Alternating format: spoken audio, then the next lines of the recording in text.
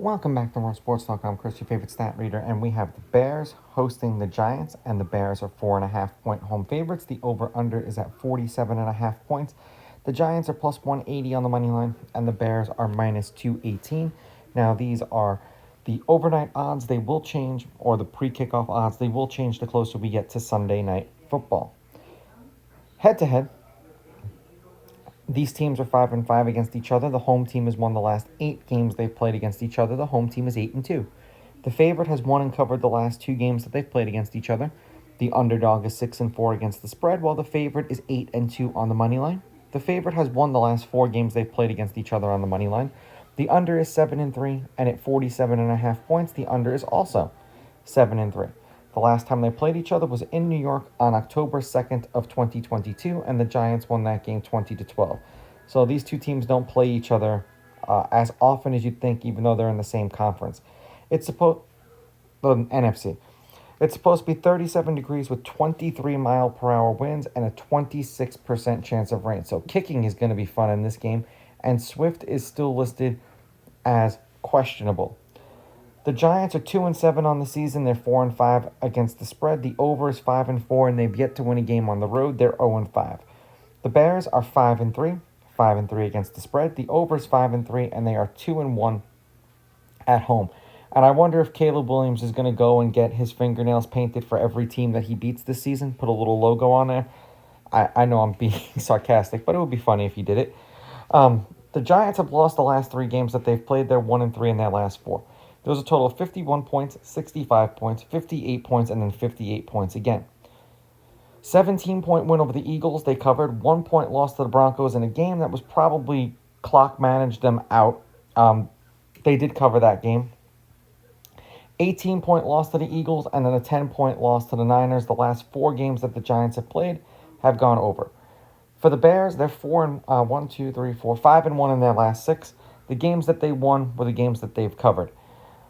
49 points, 40 points, 46 points, and then 89 points. And the game that they played against the Bengals, they were a missed tackle away from either being in shape to kick a field goal, that fluky 50-yard tight end breaking and rushing off to the end zone. That's why they play these games. And we know the Bengals have no defense. 1-point win over the Commanders covered, 12-point win over the Saints they covered. Then they lost to the Ravens with the backup quarterback by 14, and they beat the Bengals by 5.